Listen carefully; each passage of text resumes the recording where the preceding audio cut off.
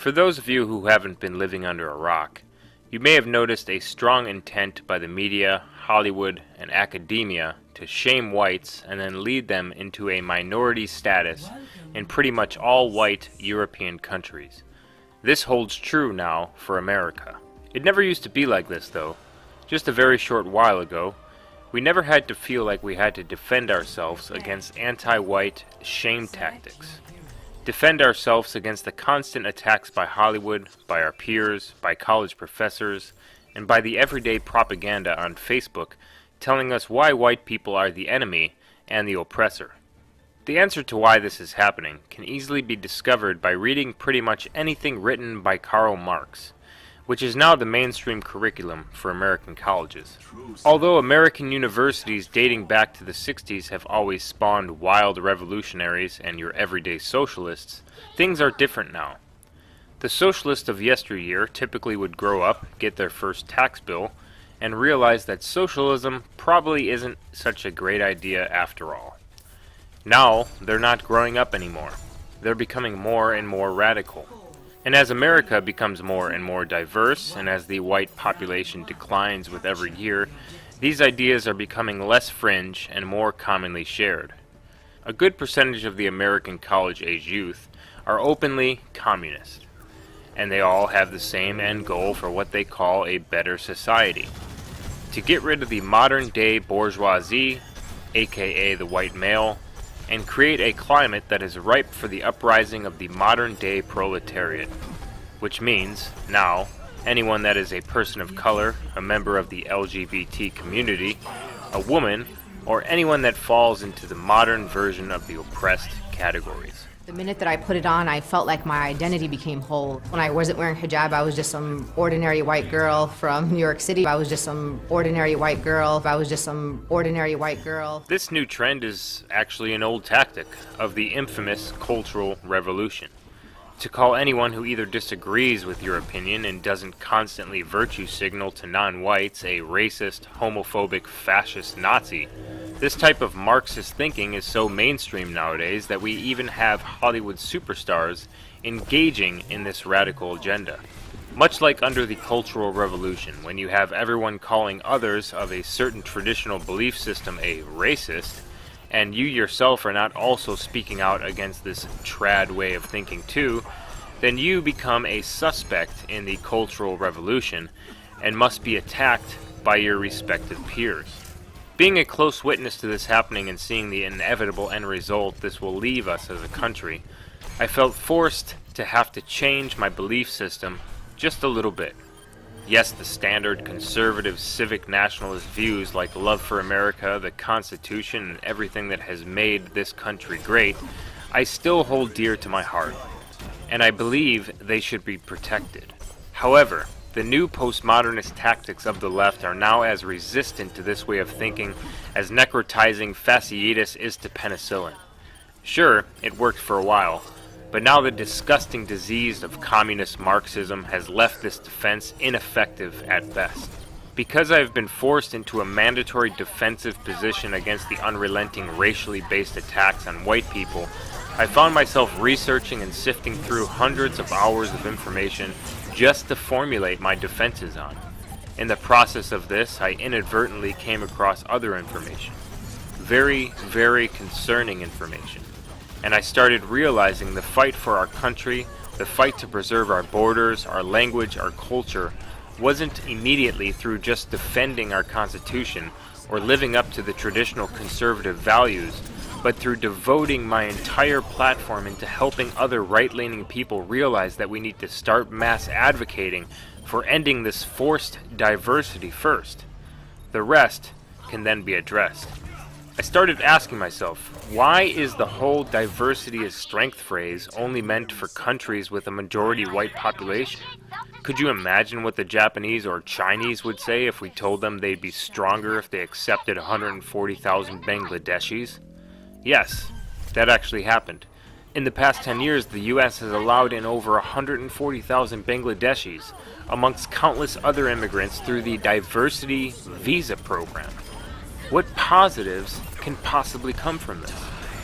27-year-old who was living in Brooklyn, believed to be from Bangladesh. Just look at images, for instance, of American cities before and after the Hart-Celler Immigration Act of 1965.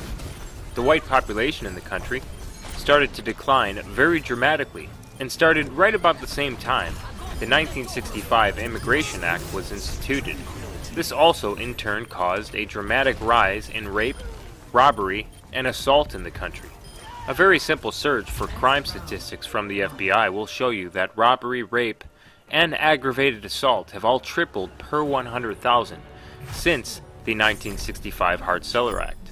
It seems like the term diversity is strength just means replace white people. The left loves to say that we're a nation of immigrants, also while brainlessly referring to what it says on the Statue of Liberty. But then they completely disregard the fact that the type of immigrants we are bringing into this country are vastly different from the type of immigration we're bringing in today. Back then we had a population of only around 30 million people, so we actually needed immigration. Immigration overwhelmingly came from Europe, who then in turn built the entire country, aside from the Chinese who constructed the railroads. They were determined to assimilate, some even changing their last names to sound more American, and they learned English, almost immediately. They didn't tend to vote for larger government, live on welfare, have low average IQs, low impulse inhibitors, demand affirmative action, or demonize white people constantly. Today, the immigrants, mostly coming from Mexico, refuse to learn English. They fly the Mexican flag higher than the American flag, say phrases like "Make America Mexico Again," and vote almost 60% on average for big government policies that resemble those of their country of origin. Oh, not to mention, they add a significant amount of crime to the tallies here. Because of all of this, I've come to the realization that demographics matter. And demographics today matter more than they ever have before. They matter more than just your normal everyday love for country, love for the Constitution, or Republicans versus Democrat. They matter even more because if we continue with this unrelenting stream of immigration, if we continue with chain migration, if we continue with things like the diversity waiver program and add to the 17 states where more whites are dying than being born, then the Constitution we love, the freedom we love, and the country we love will be gone forever. States like Texas, Arizona, and Georgia are already predicted to and will turn permanently blue. So I've had sort of an epiphany, you can say. One that many will surely call me racist for, but one that is based in concrete, undeniable evidence. That epiphany is that if we do not focus on keeping white Americans from becoming the seemingly inevitable minority we're predicted to become, all the talk of loving the Constitution, freedom, and the American dream will be gone anyway. Long gone. It's naive and simply juvenile to think that when white people of European descent are the minority population in America, that there won't be some sort of genocide that eventually happens. Maybe not to the extent of what's happening in South Africa, where they're actually murdering white people, but forced genocide. One where they deliberately inflict upon whites the conditions of life that are calculated to bring about its destruction. If you don't come to believe this from the constant attacks on whites from the left, the media, the schools, on Facebook, on Twitter, on YouTube, on famous streaming services, then surely you will come to believe this from simply doing your own research into what is occurring in South Africa right now. Or just look across the pond to London, the UK as a whole, Sweden, Germany, Italy, France, Spain, pretty much everywhere in Europe except for Poland and Russia. Ask yourself this. Is there one non-white country in the world that is doing well enough you consider moving there? Even the leftist whites aren't immune to what's coming. I told you to do the work. Yeah. Punch a Nazi, stop being performative. You have no idea. I put in Punch a work all the Nazi, time. stop being performative. I am. I've been fucking fighting for like 3 months. Still what? You're still responsible. This is your fault. You're inherently racist. You also may have noticed that many European countries, instead of worrying about things like which decorations color coordinate with the scenery while celebrating Christmas, they're worrying about things like which strategic positions to set up their anti-terror barriers. There are quite a bit of people that have buried their head in the proverbial sand and truly believe that this is for the greater good. They disregard all of the death, destruction, dramatic rise in crime, and horror that is invited with this forced diversity and quasi-genocide.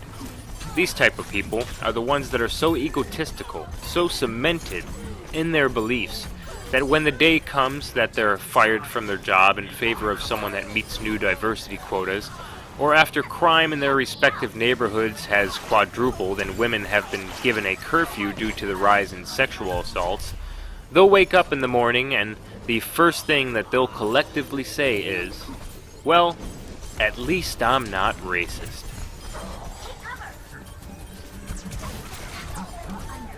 Experience tranquility.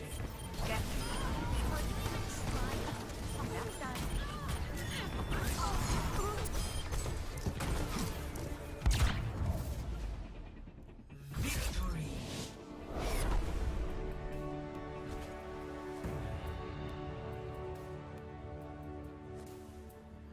Play of the game.